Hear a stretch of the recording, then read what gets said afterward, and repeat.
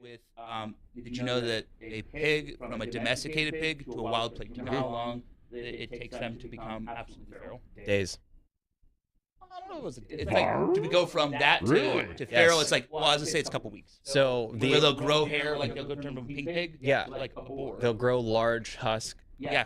It takes them just a couple weeks. Yes. Yep. It So is like not full wild. It's like they're domesticated. Really, they're just sheltered pigs. Yeah. Or sheltered hogs, I guess, at that point. But yeah, as soon as you release it and it is just in the natural wild, something within its body literally changes. Wow. It goes through its metamorphosis. Yeah, it becomes its little the butterfly we've always boar. wanted. Yeah. A dangerous one, yeah. One that would normally be like safe around humans. It's no longer safe. That's It's crazy. a Have you seen those full-blown wild foxes animal. that people are keeping? Yes. And they I have start seen it. looking like dogs? Yes, Like I in the have. face and That's their yeah. posture, the Their way they snout interact. gets shorter. Yeah. Yeah. Oh my! It's so. That's like a dog domestication thing too, though. That's right? the That's practice. like the floppy ears and the. They're Yeah. trying to, and so this one guy's been like selectively breeding the foxes, and being very pointed to make sure he only breeds the one that give the characteristics that we like. Right. And he just, I don't know what he does with the other ones. Cuddling, Yeah, cuddling, nose boops. eye contact is Eye a big contact. one, because Yeah. that's how you can communicate with dogs. Is Yeah. they're the only animal that actually looks at your eyes for information. They have genetically developed a perfected side eye. Foxes. Dogs. Dogs. Dogs. Oh yeah. Yeah. So the breeder is just trying to speed run Yeah. getting domesticated Speed run foxes. Yeah, they're doing it with Yeah. Vulpins. With what? Japanese red foxes. Mhm. Oh. Yeah, they're doing Really? it with Vulpins. Yeah. It's crazy, dude, because you see them and it's like, that's not a dog. So we're gonna it's see not like a floppy cat. ear foxes. Yeah. It's a raccoon. It's a freaking oh, Don't there's get a me started on conspiracy theory. raccoons. Conspiracy theories in history. Raccoons don't exist in history.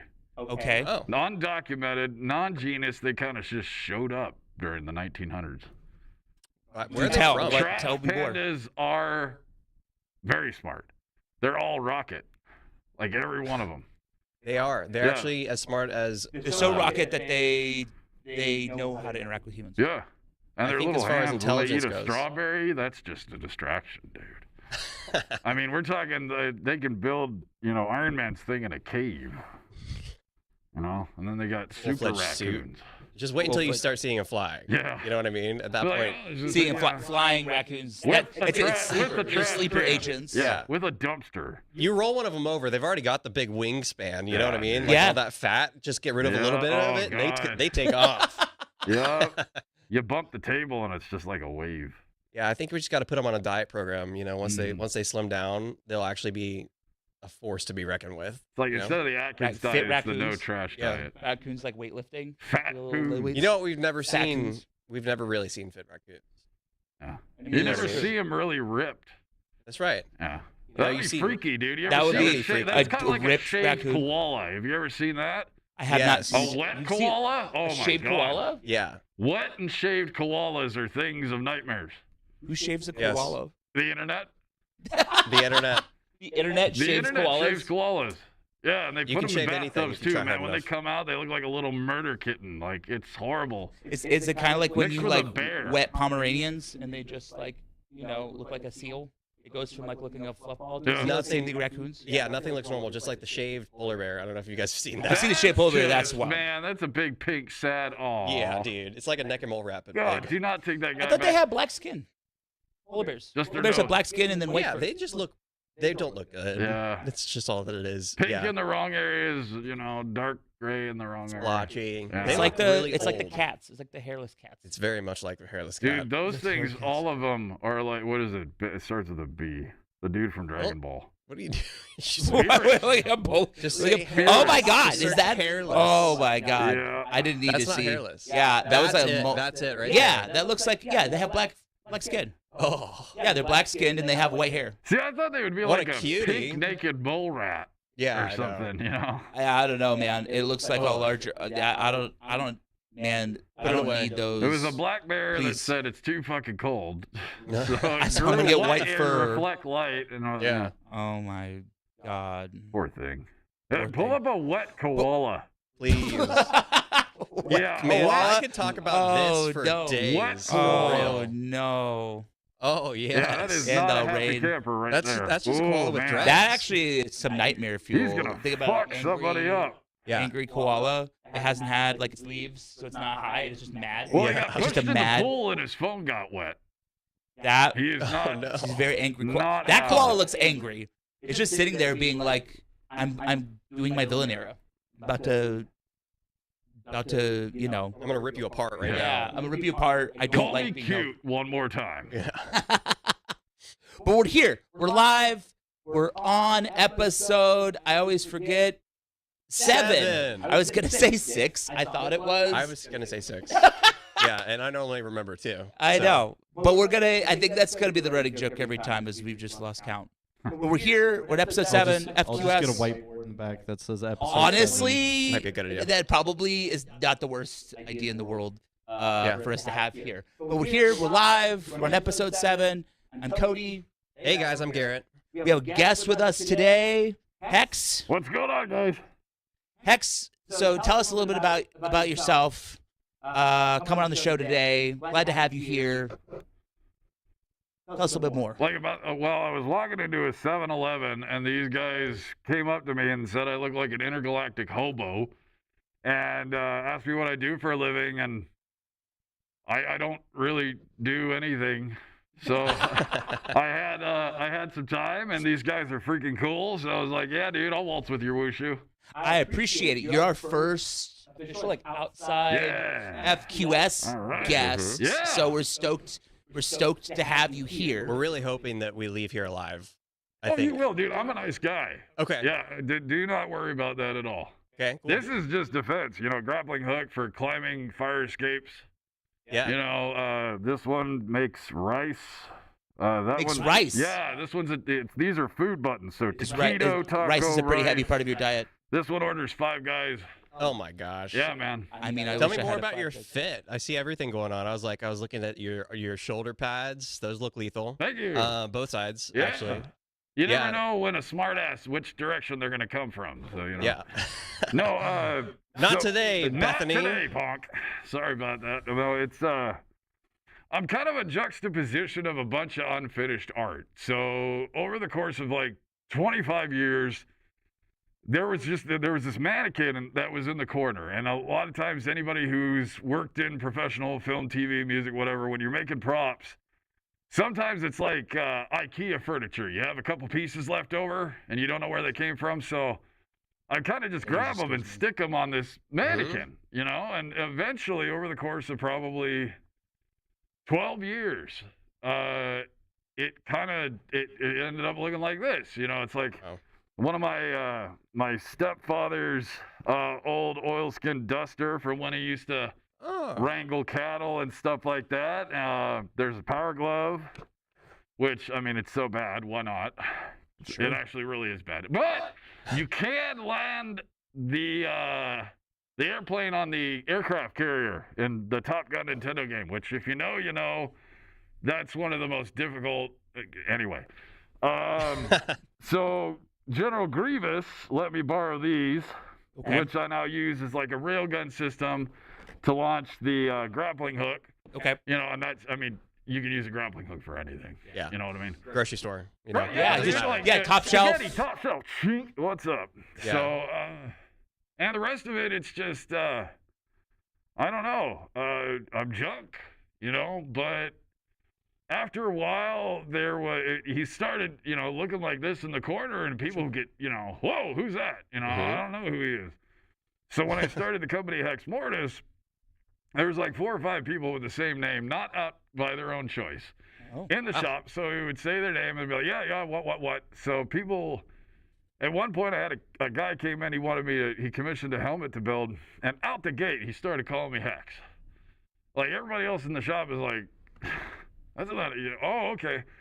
And then I put the helmet on, I put the jacket on, because originally it wasn't supposed to be wearable. And really? The first time I put the helmet on, this voice came out. I don't know where it came from. Character acting or just a shard of the dark crystal portion of my soul that got put back together. So that's pretty much it. Almost like an engram out of like Cyberpunk 2077, just the reflection of. Mm-hmm. I love it. But there's a lot of people who, especially in the early days, when I was learning how to spray paint, and like painting cars, it's where I cut my teeth back when I was in the military. Cool. A lot of people slapping a paint gun out of my hand, telling me I'm doing it wrong. A lot of people who taught me foam craft. So I'm a walking oubliette of intention and discovery and hope. Just like, I don't know. It kind of leads me into your content that you're doing right now, Yeah. right? You go and you have a whole channel where you're talking about goodwill or some of these monologues. Talk to me a little bit about that. You have some of them is like what you went on a monologue about Castlevania, and that one's picked up steam. And talk to me about some of the others. Well, there's a lot of self-help, videos out there. There's a lot of people that are telling you, this is exactly how you're supposed to live your life, according to said rules. This is what you should do if you run into this situation. And I watched a couple of those videos. Like, we've all had rough times where we're just like, okay, what do I do with life? But Sure.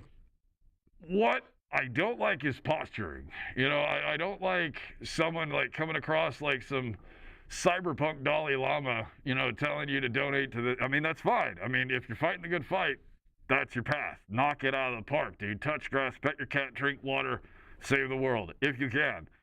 But Or the company. yeah, democracy. OCP. It kind of took on a life of its own because my brain is a giant warehouse filled with filing cabinets with unlabeled Polaroids of like just stuff that I love. Whether it's bands, Nintendo games, movies, television shows, crossword puzzles, whatever. And I went on a rant one day because just like a couple of my buddies who are around my same age were like, oh, I think this is cool. Oh, this is cool, blah, blah, blah. We were all talking, and then it's kind of like that moment at the end of Gone in 60 Seconds when Sphinx kind of sits back and has that monologue and just blows everybody's mind. I managed to connect Castlevania with Metroid, like on the hero's journey or something like that. And when I was done, it was about 12 or 15 seconds spiel. And of the 5 people that were in the room, nobody was talking. And so I was like, well, did I fart? I didn't know what happened. And all of them kind of like, that's deep, dude. And I didn't even realize it. I was just talking specifically about things that I love, that I've run into in my travels on this swiftly tilting planet. And I discovered that there's a lot of people who think the same things that I think are cool. But I kind of wanted to do it from a different point of view, like from, the hero's journey. And that though they're fictitious, pretty much all that stuff that's happening now is a lie that teaches you something. Like Pixar, that dog can't talk. I mean, not yet. But The lamp? wait, what? The lamp? I mean, that lamp hasn't had a Slinky dog, right? The Slinky Dog. Yeah, like Toy that Story dog. Slinky dog can't talk. Okay. But if you take a fork, put googly eyes on it, and have it talk to an orange, if the story's there, that's what's important. It doesn't matter what you're looking at. So I would take all these different things that I absolutely adore and started trying to connect the dots. And before long, it got emotional. I didn't realize how much I actually did love this stuff. And when the Polaroids started having the red, construction string, the stuff you use to make your mom, like the little turkeys and stuff like that when you're in grade school, it's all over my garage. I tripped, fell, landed on something that people liked. And in 3 weeks, we, across TikTok, Instagram, YouTube, we just hit 10,000 followers yesterday. Unprecedented. Nice. Congratulations. But Like man, 3 weeks, right? I mean, it's been quite a meteoric. Oh, dude, like, ramp up. it hit us like a freight truck, or a dump truck. And it was when the messages really started coming in. Because a lot of this stuff I would try to do just like, hey, man, if you're having a bad day, think about something like this. And I wept within the first 2 weeks because I started reading the comments, and it wasn't bots. It was like, hey, my friend, died the other day. My mom died the other day. I'm dealing with this thing from getting fired from work. my cat's sick, you know, and it's like, I sat, and I'm not going to get into the details of the stories that really pulled the tears out of my face, but Sure. it hit me like a ton of bricks that we were onto something and that we were actually helping people. And, you know, I've done props and special effects for, my whole life, professionally, probably 20 years, and I've done a lot of stuff for myself. So I don't know. Now it's time to get back, try to help some other people. Make somebody breathe easier just because, you know, you took some time out of your day. I think we've talked a lot about on this podcast about the authenticity of like human condition and what that does in terms of relating with online audiences and things that people are going through. And so maybe that's just that message needs to be heard. Now more than ever. Yeah. I mean, ask anybody on this little rock covered in a skim of moss flying 700 million miles an hour around a giant fireball through nothing. And everyone will say it's weird right now. Everything is weird. True. You know, there's AI, so you can't really tell what's real or not. AI is being villainized. It's being championed. Politics, gosh knows what's going on with that. What wars are being fought, when and why, you know, where your money's going, how your kids are growing up, what your morals need to be. And everybody just, I don't know, sometimes people just need a break, you know, whether it's through comedy, healing, or self-sacrifice, to just kind of go, all right, the world's screwed. Mm-hmm. But even if aliens showed up tomorrow, even if rapture happened, even if we find out that we're like a Prometheus petri dish on a reality TV show, The Cosmos, you still got to feed your cat the next day. You still got to hug your wife or your kids, or, you know, pet the dog or plant the tree or go to work. I mean, you still have to accomplish those things. So in the long run, it's like Rick and Morty. You zoom out far enough, nothing matters. Zoom in close enough, everything matters. But in the middle, sometimes people just need a break from all this weirdness. I mean, I'm weird, so. I totally agree. I think that when people are looking around for content to consume, it's very often that they're trying to find, nowadays, the niche that is authenticity. Yeah. Like it's so Sincerity. overly saturated with inauthentic like reels that just don't pull you in simply because they're trying to sell you on a product, or they're trying to sell you on their brand or whatever it is. But then if you present, like, for instance, yourself, just speaking your mind, conspiracy theory or not, just like giving the audience what you think is the truth. Yeah. I think it pulls on their little strings. They're like, oh, I want to follow this guy. This is fun. This is what I've been looking for. Yeah. So is that what you've been doing for the past couple of years now? Yeah. Is trying to create that kind of content online? Or I know you said you've been doing costuming and special effects for 20 years. So when did you make that kind of pivot to the online world? So probably around 2013. Like, that was when it was, at least for me, because I mean, I've been a costumer forever. I went to Dragon Con way before cosplay was ever dinner table conversation. And I don't know, sometime around then, like the birth of Instagram and Facebook, YouTube and the broadcast yourself, you know, culture, I wanted to show the world what I was building, you know, because I loved it. And well, this turned out pretty cool. And started showing the world it, but I have an attitude. My punk rock mohawk stands up every time somebody either tells me something to do instead of asking, or tells me I can't do something.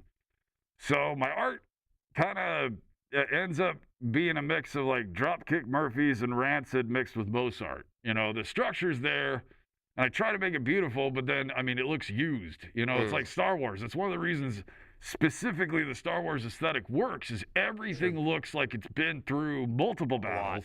Multiple generations of that version. Cannibalized over and over again, retrofitted. Yeah. And so I started being approached for that reason to create specific props, costumes, whatever the case might be. Realistic looking. That looked realistic. Archaic artifacts with, you know, crazy power, or, you know, a superhero that just looks like he's seen Avengers Endgame, started it, lived it, and came back to and just didn't repaint his armor. So it, I don't know, up until this last year when I really started focusing on like, what do I like? You know, what are the things that I really enjoy? When we did the first video, like, you know, especially Castlevania and Dark Crystal, it blew wide open. Like I mean, I knew people in the world loved it. I've been to the Center for Puppetry Arts and just, you know, cried, you know, when I saw Skeksis, or my favorite puppet of all time is a Garthim. Those big beetle dudes. Sure. Those things are so stinking cool. And I saw one for the first time. And that emotional response when, or what is it? Involuntary, like when you get goosebumps, or your eyes well up, or that feeling in your chest when you just, that bass drop freaking hit and you're like, oh my God, I love this. It became reality. Like, it was a fictitious character when I was a kid, but seeing that thing inanimately displayed in the case, I was just like, you know what? Nice job, Jim. What the heck did I do today? How am I inspiring? What am I doing to, whether it's a garden patch, a redeemed social condition, a healthy child, or just one person breathing a little easier because I existed? And that kind of became my mantra. That is to have succeeded, to help out someone, you know. And, you know, there's people with the bank account. That's great. There's people who are born a certain way or into a certain family or social dynamic or whatever. That's their story. My story is, I know a lot of nerdy stuff. I love a lot of nerdy stuff. Literature, art, fables, fairy tales. So I figured if I could share all these things that I love, you know, almost like when you talk amongst friends, you're like, have you seen that movie? And you always get that one person who's like, you haven't seen it? Yeah. You know, and you're like, oh, well, I want to share it because this thing meant so much to me. I would like you to feel that same experience. It's pretty selfless. Sure. You know, and sometimes it falls flat, you know, like you think this movie's incredible and nobody gets it. But that was a chance I was willing to take if I could just get hope into the atmosphere. Sorry, long road to a small town, but, you know, that's kind of what I'm thinking. That was what I was going for. Yeah, I mean, I've seen it even in some of the work that you've done. Like, we were talking earlier off camera about some of the medieval night fighting that we were doing, and then how you were blending some of the stuff we were seeing in real life with some of your art, and then converting it into different art, right? And how people were appreciating the artistic process that you kind of go through to get there. Right. It kind of like channels your, to your point, like that reused dark medieval like stuff, like artwork that you've already done. Yeah. Right. Yeah. Interesting. It was I don't know. I wasn't expecting to do that. Oh, that was my T-Rex. Sorry, he's texting me. Oh, how embarrassing. When I was there, I kind of got overwhelmed because I was in the SCA for a little while. And, you know, I've always been not so much into the live action role play as I have recently. What's the SCA? Just for Society for Creative Anachronism. It's a bunch of guys and gals and whatever you identify of that get in full period armor and beat the ever-living tar out of each other. Nice. Where Boohurt is even a more extreme version of that. Even a more extreme version that I didn't even know existed. I mean, I figured there was a bunch of people somewhere getting together, you know, in a backyard, you know, like ICP, just beating the crap out of each other. I mean, it was very WWE when we went. And there just wasn't incandescent light bulbs being smashed over people's heads. They were like a table full of. Well, they did use a door. Yeah, they did use a door. That is very true. They did use a door. That was probably one of my favorite moments. Is when there was a guy who. Look at that tower shield. Yeah, had a door. Other guy had an axe. Axe goes through the door. Guy proceeds to pull the door away and disarm the dude with the axe, and then he proceeds to beat him with the door. Yeah, I didn't know that big doors were period correct. Like I didn't know big doors were period correct, but I'm here for it. Door. I'm here for it. Yeah. You know, I think maybe fiberglass was made in the 1700s. You never know. I mean, there's a lot of stuff that's been lost to time. It has been lost to time. But no, I grabbed the iPad and I saw these guys and I was like, this isn't a hugging contest. These guys are out to, do some damage. And so I took some action shots, and I've been an illustrator my whole life since I could pick up a pencil. So I would do like a speed sketch of what I saw from the photograph. but tweak it a little bit so it'd just be like a little more aggressive, or put them in the Bloodborne universe or Dark Souls or whatever. And what that one picture of the dude kneeing the other guy, I was like, oh man, I got to do something with that. And people really cool liked it. I mean, I may as well have had a spray paint can setting stuff on fire, doing like those galactic sunsets on the street, you know? Yeah. And then you kind of leaned over and you nudged me on the seat, like, hey, you should go show it to that guy. And then I end up meeting Lancelot, like the best sword user in the entire, there it is. You know. Look at that. Yeah, dude. Yeah. Those are cool shots. But no, I love art in all forms, as long as it doesn't hurt anybody. And so I figured, you know, these are kin, you know, these are the people that I love hanging out with. So I'm gonna do some art of it. And then I started showing it to them, and like, you know, they're all sweaty, you know, 4 bottles of Dasani in, you know, hyperventilating, and they're like, oh, hey, that's cool, dude. No, that's really cool, you know. So I was like, all right, I'll keep doing it. Now, is this thing like where they're actually like fighting, as in it's a sport, or is this a theatric? No, sport. Yeah. Okay. Like there's no rehearsed, like you're gonna swing here, I'm gonna swing there. It's like, hey, I'm trying. I'm trying to knock you out, but it's also boot hurt is love. You're not actually trying to purposely injure another human being, but it is like there was a moment where it's like a 2v1, and then the dude like body slammed like 2 of these knights, and these knights were like 90 pound of armor. Yeah. And they literally just picked him up and like chucked him. Yeah. And then everybody was going like nuts. And then on one of them, like the guy went and he did a roundhouse kick to one of the knights, almost knocked him out, and then the dude dropped his sword and then just started like pummeling him, like actually like punching, and then the other guy dropped the sword too, and it became like Rock'em Sock'em Roppers. You said that literally. It literally became Rock'em Sock'em Robots. Yeah. Donk, donk, donk. Yeah, big it was like hit, bonk, bonk, bonk. And be brutal, but not like to the point where they're ripping helmets off and biting off ears. No, Like, No, no. not that. I mean, there is like a level of safety on it, and that's where I go back to like boot hurt is love. It's like it is a sport. Like they are about safety, Yeah. right? And they are about like respecting one another. But there is like a level of like sport and athleticism about it, and where it's like Sportsmanship, no hold bars, like come at me with everything you got. Yeah. Like we are like heavily armored. Yeah. Like Still let's get just be hurt. fun. Yeah. Let it be a good outlet, you know. And then like we're gonna hug afterwards, even though I just body slammed you and then like punch you on the ground until infinity. Well, they Like, had a marshal there too. Like They when do. that guy lost his gauntlet, they stopped the fight. Yeah, they stop the fight, or if there's an armor, Just a like, gauntlet? yeah, or like even if one of the armor gets flipped or it breaks. Yeah, they'll be like, like, hang on. All right, let me get that for you. Yeah. All right, game on. You know. Wow. Yeah, it's wild, dude. We live streamed the whole thing. Yeah. So that was actually going into that was going into some of my topic today was we did an IRL live stream of the fights, and I was streaming that to trying to test out our own IRL bag and how that would like essentially work, because I think especially with a sport like that, there's not, you know, I knew about it because I had this experience once, like Hex had experiences in SCA and other stuff. But even when I talked to Hex about it, I mean, I don't think you'd seen Boo hurt. No, I thought you burped. I didn't even know. I didn't even know what I was like. Excuse you. No, Boo hurt. I'm like, oh, all right, cool. What's that? You know, and to think I hesitated. You know, Sure. like Hellraiser. I was like, dude, it hurt me more. I love this.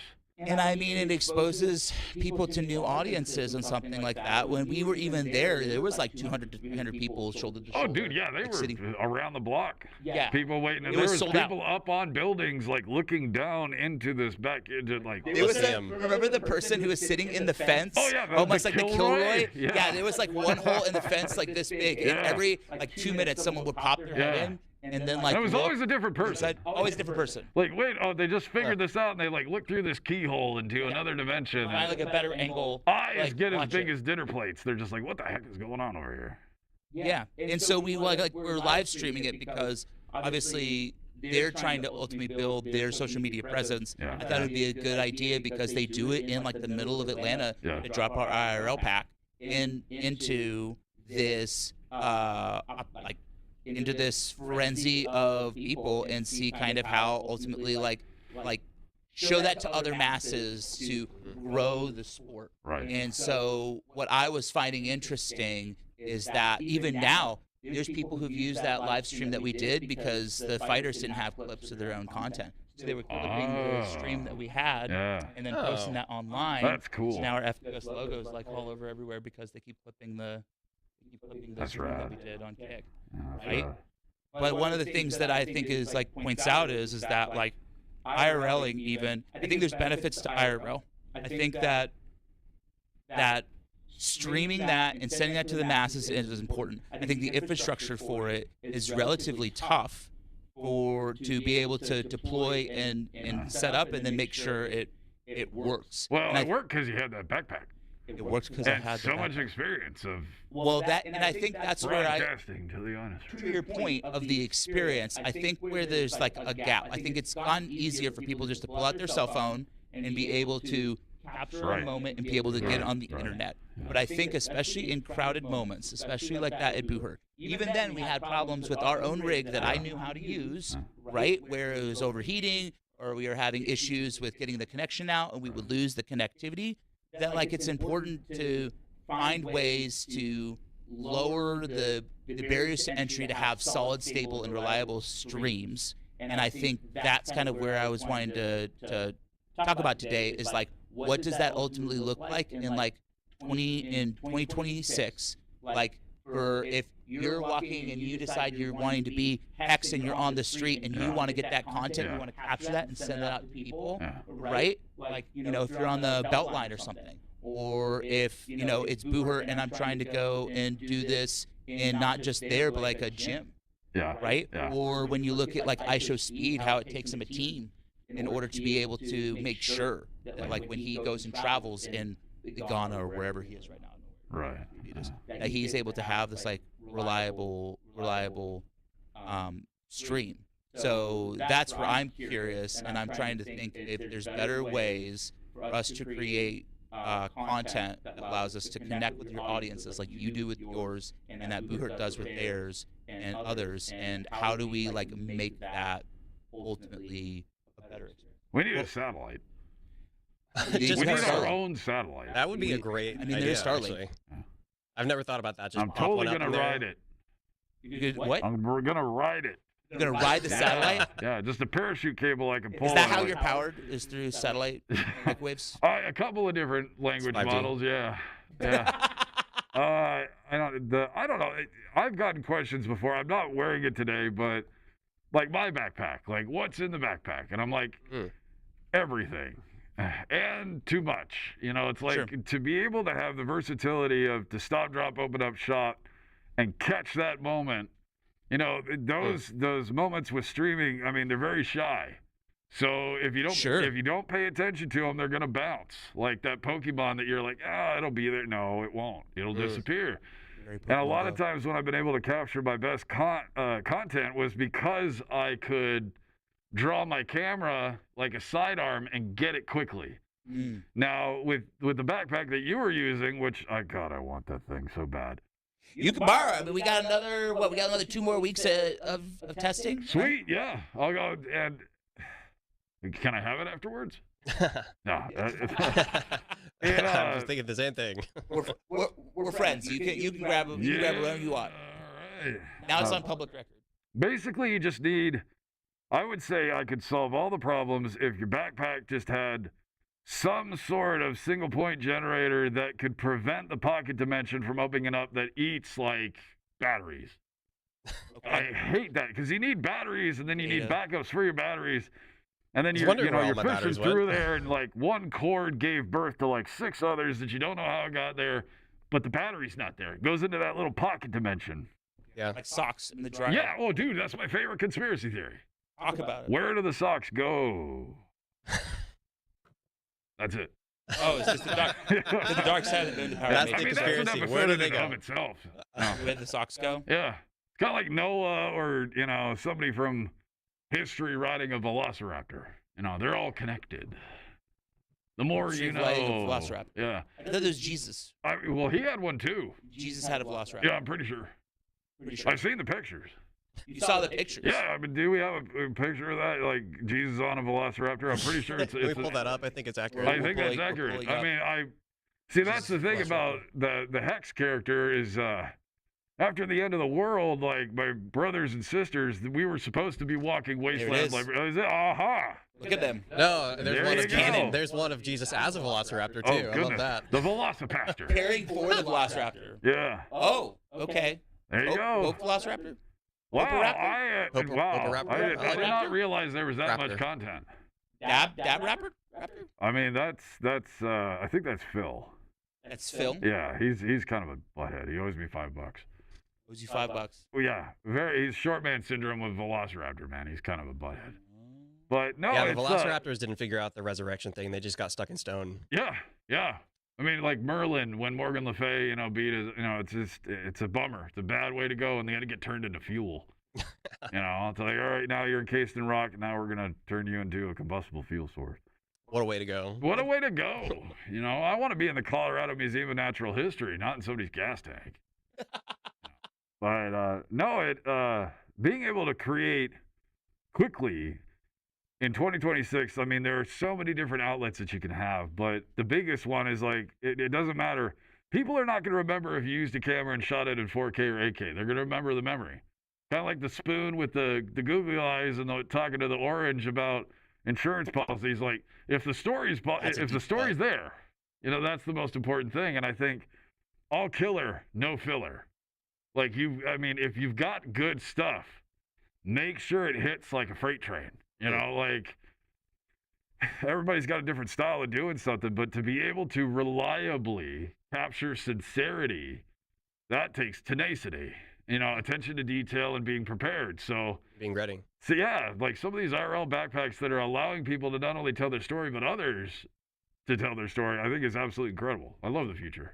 Have you thought about with the stuff that you do on your monologue, so to speak? Yeah. Do you think that translates to something that's live well, that you feel like at some point that you would want to have it as like a live audience? Well, I sure hope so.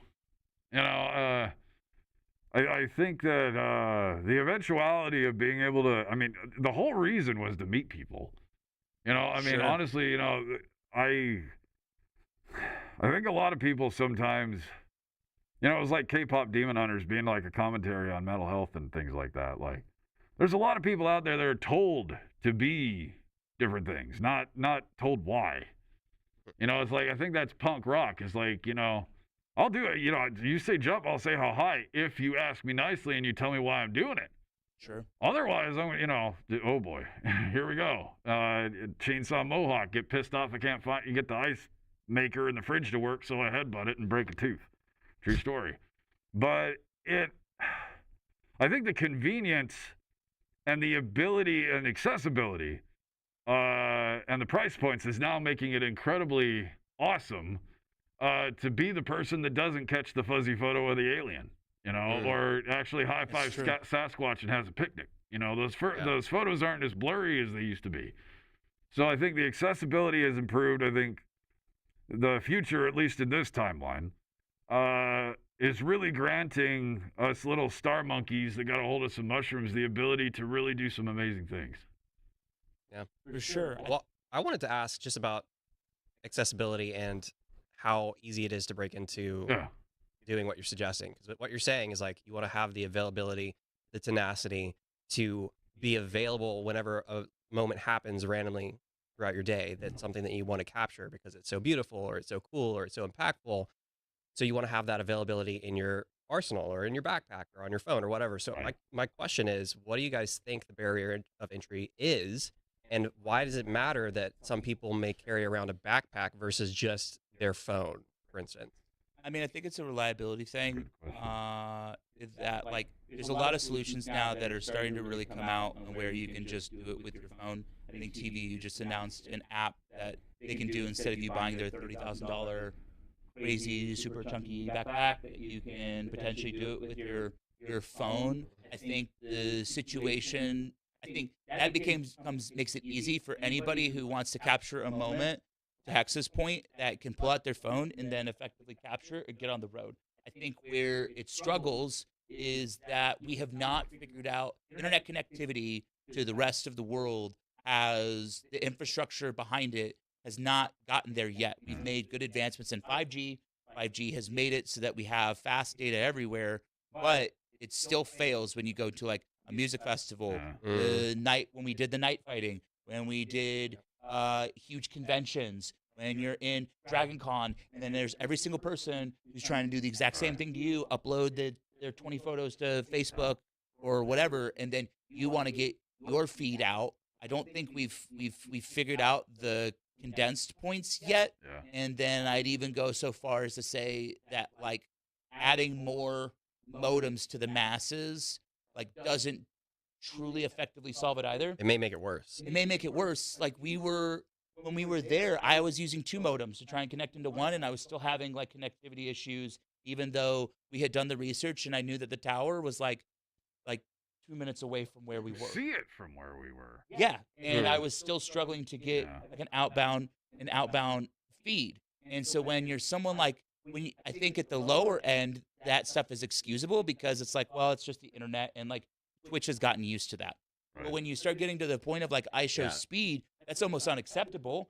And then on the infrastructure side, it's unacceptable because if your stream were to go down, the servers that are supporting 100,000 people, they can't sustain 100,000 people trying to all refresh the page at the same time to get the feedback.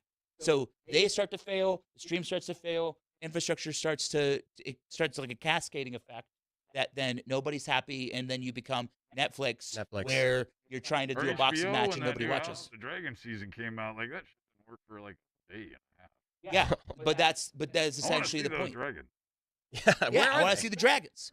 Right? Not I don't want to imagine them. Yeah, I want to see the dragons.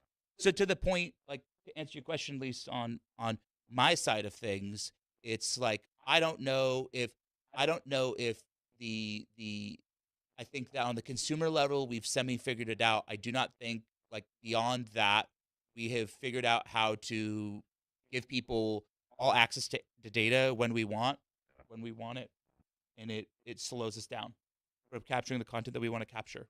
To the point is you have to capture that moment and then you have to like show it later. And then maybe that moment is gone. But being the first one to capture that and show it is so important too. Like if multiple people capture that moment, for instance, like, 2 people having to fight or something, something crazy. Fight. Yeah. The first person to capture it is the one that gets all of the engagement and the views. Or like, for instance, the person that sends a photo to CNN that just saw something crazy happen. It's always the first image that gets shown. I would say that's the plight of news now is not to be, well, I wouldn't say not to be right, but to be first. To be first, exactly. Be first is like most important, and how like virality gets handled. What was it? Kai Cenat was like last week that like he had like the streamer university, and then everyone took over like State Farm Arena over in Atlanta, and they had to bring the police and had to like shut it down. Like that was, but then it was all of the things that were breaking from that was like what was it, ATL followers or something like that, or Georgia followers. I can't remember what the Instagram is, but like they're trying to do it, but they can't get like a live feed out because there's 1,800 people there who are like trying to bang down the doors of State Farm. I think the other thing is fear. Okay. So there's a lot of people that are just afraid to press record. They want to capture that perfect moment. And if it's not absolutely perfect, it's not good enough. That's not true. Like I think the biggest thing like for us to get the best content out there isn't necessarily if you're shooting on a Blackmagic or Red or an iPhone. I think it's people taking the chance and putting themselves out there going, I can do this. I want to do this. I think this thing is cool. And I think that's the biggest rule is that if you think it's cool, there's a very good chance that there's a bunch of other people out there that think it's cool too. And you can have all the technology in the world. I mean, you can break the bank getting all the cool toys, but if you didn't even start and try to learn how to use the most basic one. So maybe to that point, like I pick up what you're putting down here. To that point, if the barrier to entry is not a technological one now, it's an emotional one. How do we get more people then comfortable with ultimately creating and putting themselves out there. Stop telling them what they're supposed to be and let them be what they were born to be. I mean, that's one of the biggest things I hate. I know that's a really strong word, but misinformation, misdirection, fear, I mean, it's been around since, ever. And I think that there's the difference between somebody who's out there cracking through content and the person who's sitting there with a shaky iPhone going, "Do I press record?" I think it's it's inspiration. It's being like, I can be that person. I can do that thing. You see an independent rapper that has a record, that becomes number one in the world with no label. Then that they don't like that. No. Club doesn't like that because then they go, crap, somebody else is gonna go, I can do that too, and get uppity. And I think that it's pushing forward, and also when you see someone trying to nail something and they're having a hard time, doesn't matter. Help them. Like be like, I see what you're trying to do here, and not to offend you or anything, but if you did this might help, because a lot of people, they can go to the church of the internet and watch, a YouTube video on how to get your GoPro to work. But I respect the person who literally takes double stick tape, smacks that on a helmet, thinks they press play, and goes down the hill. I like that. I like that. I'm going to do this. I don't care what I have. I don't care if it's an iPhone or if I'm sitting there sketching it and I make a little flip book of what I saw. I don't care what form it takes. Once you get over the fear of actually making the content and not worrying about anything that anybody else thinks about you, then you can get the toy. Because the old ways are the best ways. Sketch it first, then use AI. Shoot it first live, then refine it. Photoshop's a great freaking tool, but if you can't make bricks without mortar. Yeah. I mean, there's an echelon. I think the other thing is money. Finances to get like the really crazy toys. Like I've been wanting to get one of those freaking drones that I can basically like press a button and it takes off my backpack. The little like shoebox size ones, that like fold out and rent. I've been wanting to get those. Those are expensive, so you got to, save up the pennies in your piggy bank to be able to, and plus if it breaks. Sure. If a cat decides to go, you're prey, or life happens. But sure. I think the biggest thing is just confidence and fear, and the balance between those two things of just starting. Just do it. I mean, Shy had it right. I mean, yeah, Shia LaBeouf. Yeah, he's intent. Yeah. But Nike isn't the only one that coined that phrase. It's just like, just do it. It doesn't, worry about the quality later. It's the story that's the most important. Yeah, it's also the 10,000 hours too. Damn straight. It's a matter of you putting in time to be the best at it. Even if you're not trying to be the best at it, you putting in that time will get you to a much better result. Right. Just statistically, you will be a better performer or a better maker just by putting in the time too. So. Yeah, practice doesn't make perfect; it makes permanent. I like that. Put that in your book. Yeah. Where's my book? No, I think that's what the wonderful thing about this broadcast yourself generation is that people, you don't have to be Spielberg to tell a story. You don't have to be born to it. You can, anyone. Well, Spielberg, even that, he started off doing other like smaller movies before he was doing E.T. and the other big one. This guy used to be an oil rig operator, and somebody called him handsome and thought he was funny, and now he's an actor. It's like you start somewhere. I think the biggest key is to become dangerous. Like you don't have to know everything. Sure. But be a jack of all trades. Learn a little bit about everything to be dangerous to that point. Don't hurt anybody in the process, but be a Swiss Army knife, because you're going to have to figure out your own equipment. You're going to have to figure out your own shots. You're going to have to figure out. Do a little bit of homework first, write yourself a script, and then go out, because somewhere out there is something incredible waiting to be known. Even more incredible, you can learn from it. That's how I feel.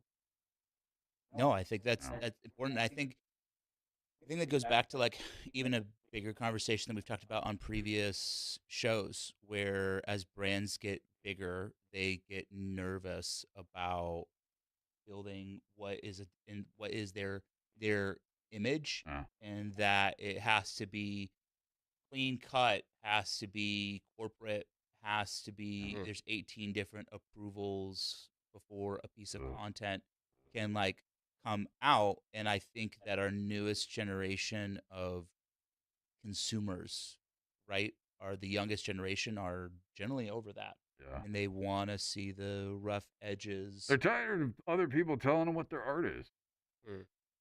Tired of other people telling them what Yeah, their it's art like is. asking permission to be happy. It's BS. You know, like Sure. I've worked in those boardrooms. I have been in those meetings. You know, and artists have a good right to be pissed because they think they nail it out the gate, and then you get some tightwad suit wearing necktie. I'm sorry, I'm sure there's a lot of nice CEOs out there, but you get that one guy who's Cody. just a fart joke waiting to happen, and he goes, "No, I don't think so." 2.5 weeks worth of work, and there's 4 other people in that boardroom going, "Oh man, he's higher ranking than us. I guess we can't say anything." Like, What's the worst thing to an artist other than the bureaucracy of a company, too? It's like the artist wants to continue perfecting and following their vision to complete whatever it is they're making. And then you walk in and you're trying to maybe sell it, or you're making it for a company, you just and hit it. they immediately are then responsible for it and kind of like pigeonhole you into their design for it, but Yeah. you're the artist. Like at that I point, think- what do you do? The biggest thing is anytime, and this goes with any artist, when a hobby becomes a job, you got to be real careful because it can steal the soul of your art. And then you start hating everything. Video games, music, whatever else, the squirrel outside looking at you weird. It bleeds over when you get so tired of other people telling you what your art is that you just go screw it. Yeah. And that is it's a toxic infection venom that gets in your veins. I mean, sometimes that can be motivational. Then you get a Nirvana album. You know, then you get a song that just really moves people, like Rage Against the Machine or something, where that dude's pissed. I mean, it's really Rage Against the Machine, Yeah. right? It was against the corporate Yeah. suit and tie structure, Yeah. right? Or Rebellious Korn. nature. You know, Or Korn. people get hurt, and that hurt can have a sound effect. Sure. It makes good music, but story's there, you know. And what I don't like is when you're trying to tell a story and somebody tells you it's wrong, and they don't tell you why. Mm. That's the hard pill to swallow, especially when you put your soul into something. Like, I mean, tell me it's wrong, but tell me why, you know. And then the other big thing is some people can't see in 3D. It's just that's the way it is. You know, you get a decision maker because they have numbers behind them. Like, I made these decisions in the past, therefore they were good. So I'm going to make a decision about you because you work for me of what I think is right. Now, to an extent, that's a producer's job. They know the trends, they know the numbers, they know the analytics. And they have a swath of risk that they have to assess before they go, yes, that's a great idea. But they also have to be willing to take a chance. Yeah. And I think you're going to have to fail. You're going to have to wipe out. Like, ask anybody who skates how many times they've fallen. There's nobody who's never not fallen and like royally screwed themselves up. But it's like, why do we fall down, Bruce? You know, because eventually you're going to be Batman. You know, you take a hit. You learn how to take a punch. You know how to throw one. You know, just because you're a pacifist doesn't mean you don't have to learn how to defend yourself and use a fist. But stand up for your art. And the second that someone starts making you ask permission to be happy, get out of Dodge, dude. Because there's a billion other people out there that are going to think the idea you have is good. Now, if you're telling the wrong story, if you're trying to hurt people, if you're stepping on somebody else's back to get higher, don't be surprised when you fall. It's that simple. So what do you think about the idea of people transitioning from just being at-home artists to making a career out of it, and then becoming a little bit more beholden to producers or different people above them that actually have the say as to if their stuff is going to get shown? 'Cause I remember I was watching, I think it was an Adam Savage YouTube video about him describing his art and having to work within the bounds of somebody else's vision instead of his own, and how it's so constricting. I love it. I know, Greg it's so cool. what was it? Greg, Rice Bertasio, Mhm. Lee, all those guys just literally left with them. That was. I know. Stop drawing spaghetti webbing. Stop drawing Spider-Man outside the box. He's like, I'm off. Yeah. Have a good one. So I guess I'm just curious. What do you guys think about like when you're an artist? I don't know if you make art other than DJing. I know you've DJed a lot. But like when you are an artist that's then trying to monetize your art, like do you generally try to like find your own specific niche that you then go and work into, or do you follow more of a utility knife perspective, which is what you were saying earlier, where you're more of a jack of all trades and you're able to slot into whatever the producer or designer's needs are for the show or for the moment? I think it's learning. Mm-hmm. Like, if you want to be successful at something, get knee deep in the dead. Make it what you eat for breakfast. You have it for lunch, your snack before dinner. If you want to be good at something, you have to become it. And the other thing is observation. Like, look how other people became successful. Watch trends. Become the producer before you work for one. Because there are people out there that can throw something at a wall and it sticks. But not everybody has that ability. Not everybody's born Van Gogh. And even then, he had to die for his stuff to become popular. So, depending on the legacy that you want to leave, I think going out of your comfort zone, learning as much as you can about that specific thing, you're going to meet people along your way, and you might even create your own niche. If you want to be specific to something, then do the research, crack the book. Go to the church of the internet and see how other people are embodying this storytelling ability, because the human mind can only regurgitate what it's seen before, or recombine things it's seen before. Yeah. So go out there and see stuff, and don't be afraid to learn. Don't be afraid to fail. Like, everybody says that. You're going to fail. Don't be afraid to fail. That's terrifying. Mm-hmm. Especially if somebody comes back and tells you it sucks. That hurts more than anything, because you don't know the person, and whimsically they become the critic in the New York Times saying, this is a bore. This was a waste of my time. Screw them.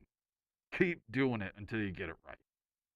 Practice doesn't make perfect. It makes permanent.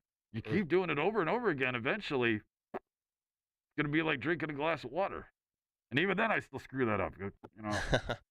To Hex's point, I feel that we talked about this actually a couple of days ago, where it was about, there's a book that was written that says good artists copy, great artists steal. Yeah. The hypothesis of the book, and ultimately the theory, is that nothing that has ever been presented is actually truly original. Mm-hmm. It's been taken from inspirations of other things and then been remixed.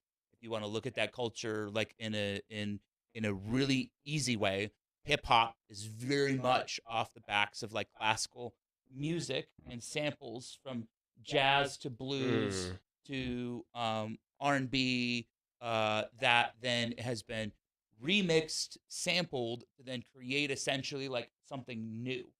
And so, to your point, when I think of that, I think that is that you are a student of the game. That in order for you to come up with new essential ideas or new original concepts are built off the back of something that's come before you. We all have our own inspiration and our own muses in our mind of things that we then gravitate to, that then inspire the choices that then we artistically make in the directions that we head. It's like, for me, inspirations for me is like escape rooms and Star Wars and Star Trek and sci-fi, cyberpunk, like that nerd stuff, right? Those type of things. But then also my inspirations from living in Atlanta is Slow and Low and hip hop and the Dirty South in the mid 2000s. And then I would fuse and I would try to find with my artistic identity when I was DJing ways to like fuse those sounds. And I would be specifically like looking for, dub plates or hip hop albums that people hadn't heard of, or artists that sampled that were slow and low, that then I could bring into my music to basically give me identity or like a different take or perspectives. This podcast is like a culmination of our viewpoints and our thoughts and our feelings to create a new set of like original ideas that then people will then take and then form their own original ideas off of, that then keeps the cycle going.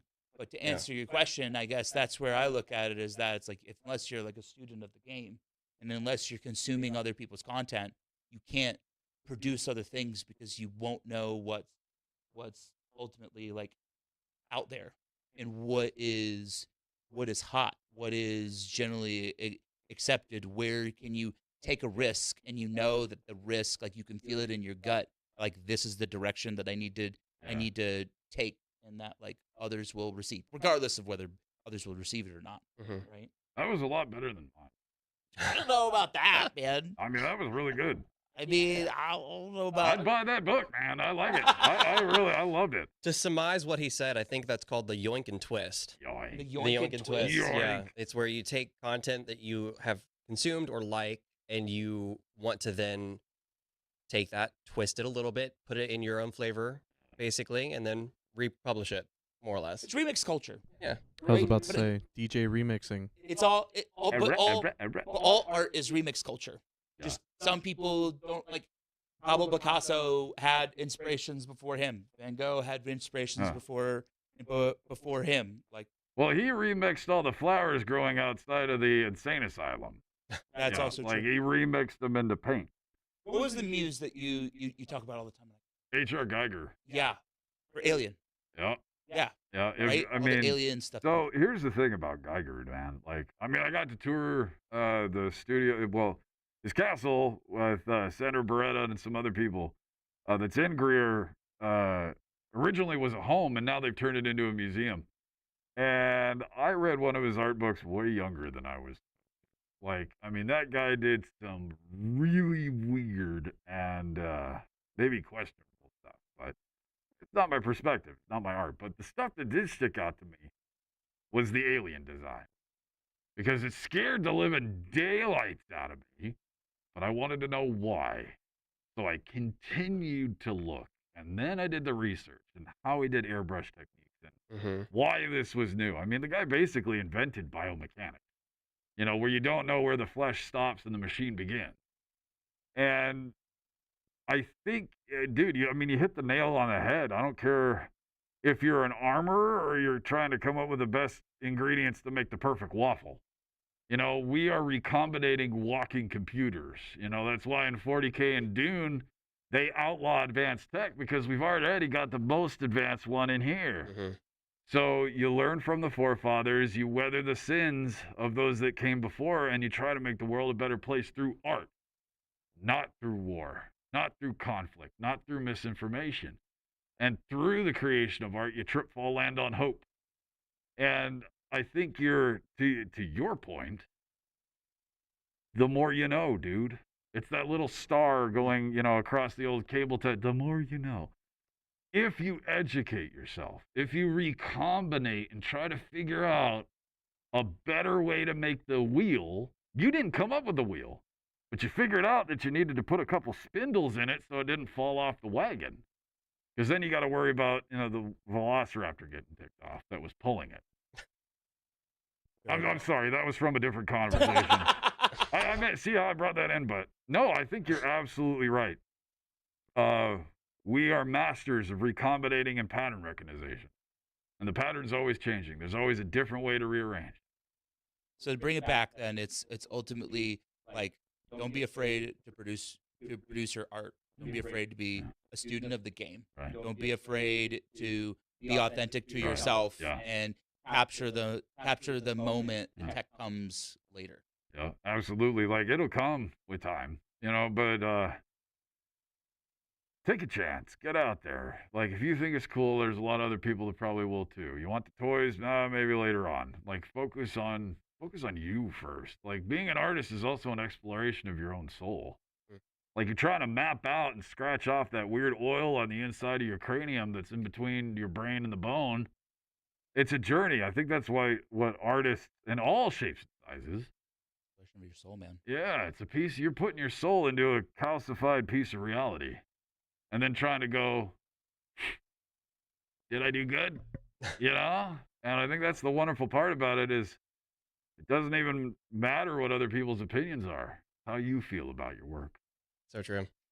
I was very excited when I heard that you were coming on, especially in I'm excited. full costume. Yeah. Because I was like, wow, he's going to show up. I was curious if it's going to be like a you that's going to be here talking with us, or a version of you, or like the person in the costume, all that kind of stuff.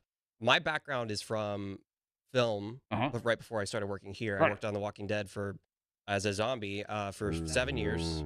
Yeah, I was like, "Ooh." I love it. I was a zombie for 7 years, and then I then worked on crew as a PA to the special effects makeup department. So I was around like all of these incredibly talented makeup artists. And all these people. Yeah. Exactly. Yeah, good friends with them. So one of the things that I heard you say when you walked in here that immediately caught my ear and was like, oh, that's so true, and I want to unpack that.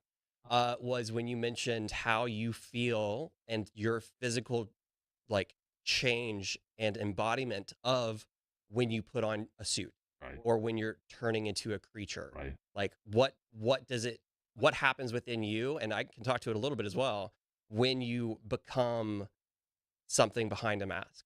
Like, do you get the same kind of feeling? For me, I like, as soon as when I was in that role as a zombie, basically as soon as I had the prosthetic on my face, it was no longer something that I felt shame at all. Like when there was a camera in front of my face, for whatever reason, I felt free in a weird way. Like I could perform without constraint or the need to like please somebody, because it's just, it's no longer Garrett. It's zombie. Dead Garrett. Yeah, exactly. So like the ability for me to bring out a character that I could never do without something on my face right now. Like I could not do any of the stuff that I've done on the show. So I was curious what your perspective on that was, because you mentioned how like you just kind of, as soon as you put the mask on, for instance, you're just uncontrollably who you are as that character. You embody it. I think it's so Dead Mouse, I think, said it perfectly.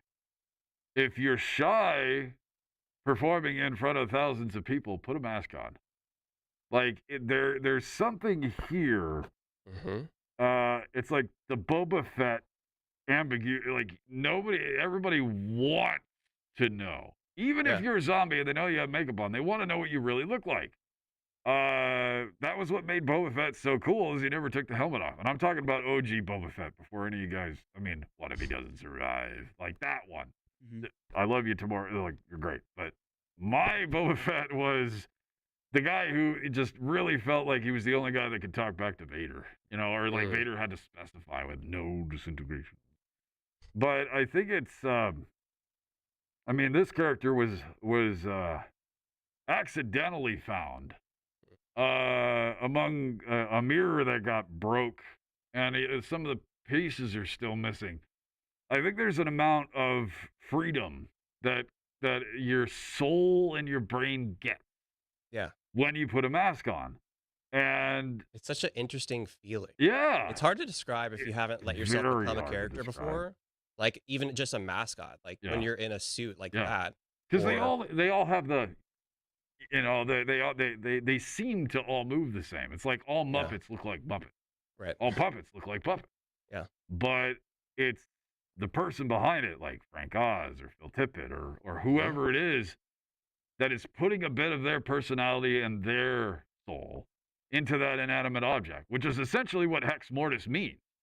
Hexing something is, alchemically or through a spell, changing the composition or changing something into something else. Mortis means death. So like we were just talking about velociraptors, fossil fuel used to be alive. And through the action of Hex Mortis, you're breathing life into something that was alive at one time or never was, and giving it a new life.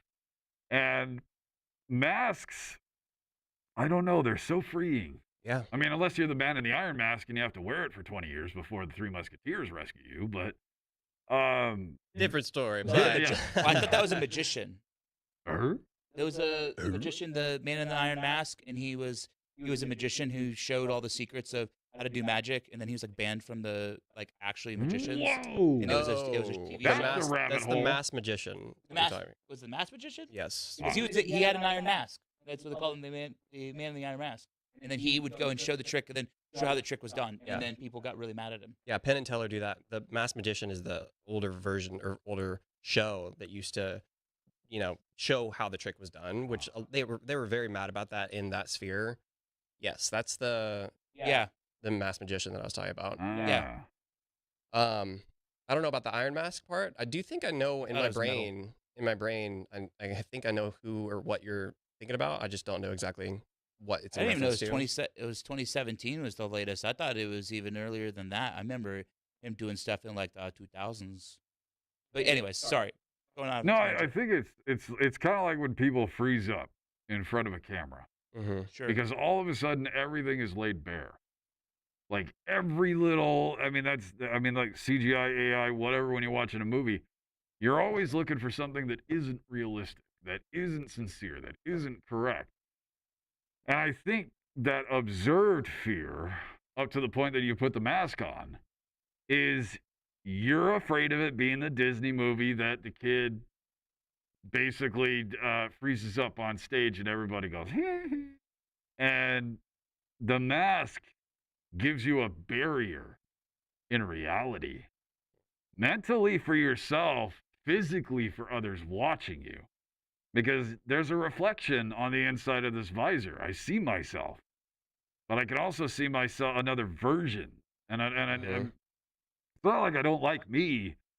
It's that I don't know. The helmet's a different thing. It's a you don't like life, take it off, put it on a new suit. You know what I mean? It's like It's the most interesting concept. The more like if I was to have a mask on, I feel more free. yeah. I don't know It's why just that a is. strange phenomenon Yeah. for sure. I think it does have to I do suggest you try it if you haven't with. done If it you haven't already. worn It's a really mask, cool. Let's go outside today. We'll go down I to used the to- square. Yeah, put a Jason used to Voorhees DJ in a mask on and walk into a bank. When I first started DJing, I DJ'd. Don't do that. Really? Probably not a Yeah. good idea. I did I had like a whole, almost like a persona, and then I probably like a year or two, and I stopped doing the mask. I thought, it's interesting that you talk about the mask thing, because to your point, it's like in terms of Deadmau5 of the fearing of performing in front of others, and then it being free. It ended up being freeing. For me, I think at some point when I was in the mask journey, it was like it felt freeing to almost take it all off. Yeah. Mm. It's like confidence training wheels. Sure. So if you look at Yeah. like Kane from WWF, Yeah. like he started out with a mask. Sure. And then a couple of years later, the mask was a little bit more revealing. And then a couple of years later, eventually the mask came off Sure. because he wanted people to know what was underneath that mask and that the mask wasn't 100% his personality. But, it's kind of like, You also look at like Marshmallow, who he never takes the mask off. it's a symbol. It's a symbol. Yeah. So for Marshmallow, it's a symbol of Yeah. freedom and of expression, and more focusing on the image. Yeah. But that also goes back to the old raver days, Yeah. where the DJ wasn't the center of attention. Right. They just set the mood. Right. Where it wasn't, Good they weren't on the main point. stage. Yeah. They were behind you, Mm. and then they weren't seen. There was no lights. There was no Yeah. pyrotechnics. None of that stuff. They were It was just a doing their job. warehouse, and then a dude in a corner with a table, swapping out records. But it was all about the vibe and the intention of what they were doing there. I think that essentially changed. And a bunch of kids who just got done at Dick's Sporting Goods with glow sticks. Yes. Crap. All right. No, I'll say for me, it's a portal. It's like there's stuff that I think about and will say when I'm in this gear that probably would not have crossed my mind had I not had it on. Yeah. Mm. And I think that's where character acting comes into play, Yes. and why, I don't know, you get situations like Jim Carrey where they get so lost in the sauce of the character they're trying to become that reality, the line starts to blur. Absolutely. And so that takes the insight in and of itself to go like, okay, there's a line here. There's fictitious characters, and then there's me. Yeah. But I mean, is it though? Like when I think of Jim Carrey, like Ace Ventura, right? It's something that immediately comes to mind when he's the Grinch, right? Yeah. And he always wanted to be the Grinch ever since he was like the kid. He's like, I want to be that character. Right. And he practiced it a billion times in the shower, in front of the mirror, brushing his teeth, at breakfast. That was his version of what he thought the Grinch sounded like in his head. Because if you watch the cartoon, he has mannerisms because it's Dr. Seuss and he looks like that character. But when it all came down to it, that was him. And it was also it can be heavy too. Oh yeah. Because he had an amazing comment that he made where he was like, I was told by someone that I was depressed because I needed deep rest from the character that I was playing. And I was, whoa, wow, because then you have the character on the outside that you're playing that you want the world to see and want the world to think you are. Mm-hmm. But then you wonder why you feel bad and you feel depressed because you're like, reality, yes, that character is a part of me, but not the real me. He's the perfect example of the man behind the mask too, because in a way he is playing these larger than life characters like the Grinch or literally the Mask. Mm-hmm. And yet that was good. Behind the mask is still a man that's wearing another mask, right? Which is Jim Carrey. I'm just a dude. I'm a dude playing a dude disguised. Just a dude with a dude's mask on a mask. Yep, dude playing. So yeah, he's a prime example of, I think, like when you start embodying different characters, how they can become a part of you, but especially when you're performing as a character, like you're thinking about the mannerisms that piece of armor would allow your arm to move within the parameters of that. And so you constrict your own movement within that parameter that you've thought of. And then maybe like you're also thinking about how to change your voice and your intonation so that it reflects out of the microphone, or not that microphone, but like the slots in your actual mask so that you can project where you wouldn't normally have to do that. It's just a total shift in thought process when you're wearing the stuff. It's so much fun. Well, it's when you're in gear, so cool. Like the first time that you looked at yourself in the mirror. Are you showing? Can you put it full screen? Very little baby. This is I sent Nick some of the pictures that I have. Maybe. Can you go from the start? This is me, right? I'm wearing a mask, obviously. This is during COVID time, actually. But then this is for me getting into a role on Creepshow where I'm playing an old man version of the main character. And this is just like the makeup process. I kind of wanted to show it a little bit just to see the transformation that can happen. Garrett. Dude, that's awesome. Yeah, old lizard Garrett. Old lizard. I love that sweater so much. That was massive. Love it. Yeah, it's funny. Got a wizard, got it. I'm a wizard, and this is just me sitting. That's awesome. How long did it take you from sitting in the chair to being done where you were like? That's a specialty version of what would like time frame that you'd normally suspect. That was probably 2.5 to 3 hours worth of time. But this is special because all the hair is laid, so it's not like a wig that's been prepared in advance. It's all literally hair by hair laid on the face. They punch it while it's on your face. Wow. No, they don't punch it. It's laid. So like there's a special Crozade glue, or I forget what the other glue is called. It's a tack kind of glue. Well, it's like latex mixed with acrylic paint. Mm-hmm. It's like what works really good on like foam stuff. Yeah, man, that's in depth. Yeah, it is. It was well, that was one of the more different roles that I've played, but normally I'm just a zombie. So what's the favorite? What is your favorite role that you've ever played? Honestly, just being a walker on the show. It is so much fun. I don't know why. So how far did you get into that character? Did you start craving brains?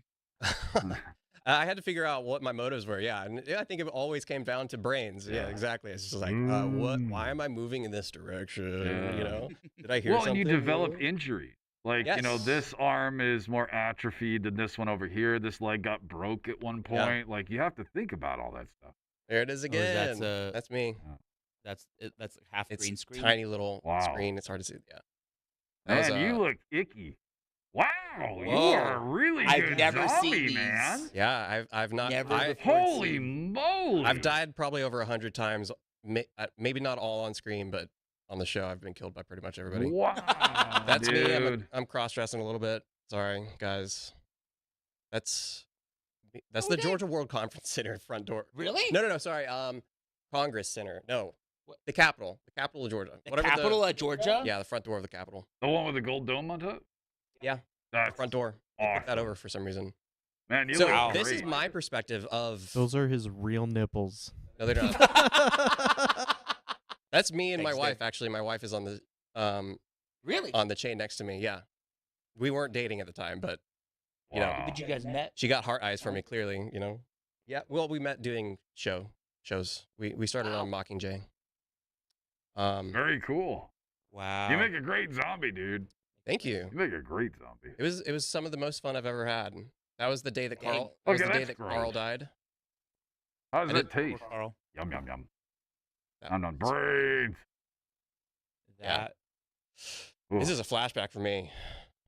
I haven't gone through these in a Well, long it is. time. Yeah, Memories. I miss it. Oh yeah, that's they did a specialty. You got it, Freddy. Freddy Krueger. Yeah, Krueger, yeah. that's the actual prosthetic for it. And then I think I sent one more. That's The his actual prosthetic actual. for it. That is his actual glove. Really? Oh. That's Robert Englund's glove. That was the glove That's awesome. used. And so this is just a little Easter egg in one of the episodes that they threw on me. Oh, he Um, does. Fun. Yeah. That's So that's cool. where I come from. I don't have a huge repertoire of other characters though. Like I've got zombie, which is its own thing, and you Yeah. can kind of just mix it up. But and then that old man. But like for you, for instance, do you have other characters that you are also Oh, comfortable yeah. moving between? Like obviously I see you here now as Yeah. X, but do you have other characters that you've played or? I do.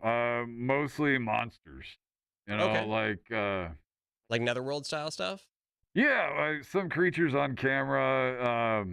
You know, yeah, anatomically, you look at the creature. How would it move? How would it Yes. think? What does it want? Is it afraid of light? You know, Mhm. does it have like quick movements? You know, like you know, How as do a- how do the muscles respond within its body to make it move exactly the way like that it does? does Yeah. it have a lumber or is it more of like a character that would you know?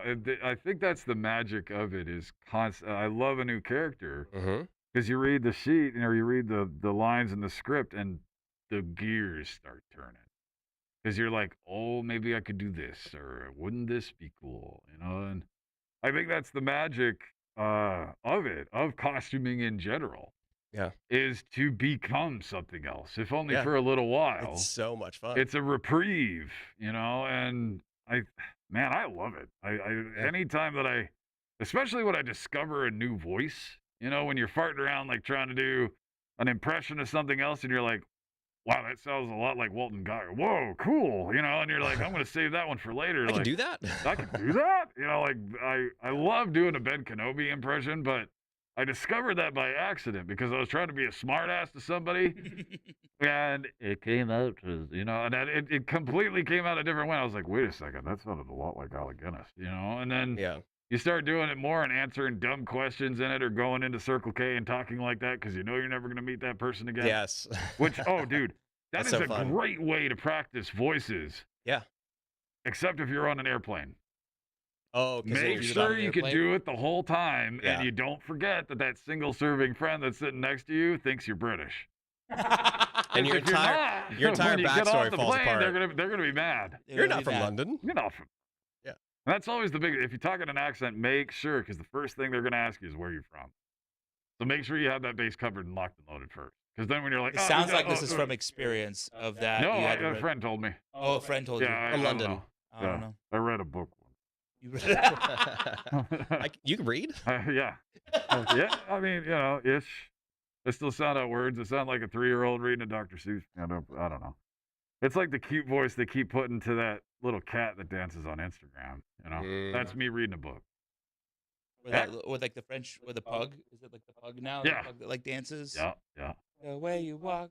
Wait, no, you don't. I don't see know. that? Oh, okay. I know what you're doing. I smell what you're You know stepping it in. though, I right? smell what you're stepping in. Okay, I'm not the only one who's just Yeah, seeing no, these, like, dancing in pug AI actuality, pugs. I can read 700 words a minute and retain it, and 900 words a minute if, like, I don't necessarily want to remember it. If I just want to glean, So Very Holy fast. crap.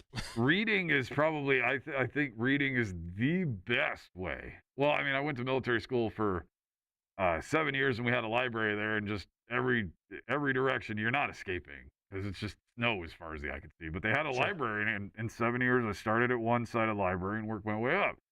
Wow. Got about 3/4 of the way through it before I graduated, but it's like practice makes permanent. You know, you read fast, you retain whatever, but I would always do the voices and the stories to myself. I was You wondering. know, that is Yep. probably the biggest thing, and I read it out loud. You know, because I was the only one in the library for whatever reason, because none of the other troubled kids read. But yeah, man, I mean, King Arthur was probably the first one coming up with Mordred's voice. You know, does Merlin sound like, you know, somebody you'd actually want to learn spells from? You know, he'd be inquisitive. But I don't know. I think that was the best way, because like one of the first fantasy novels I ever read was Wrinkle in Time. Ah, And classic. the brain.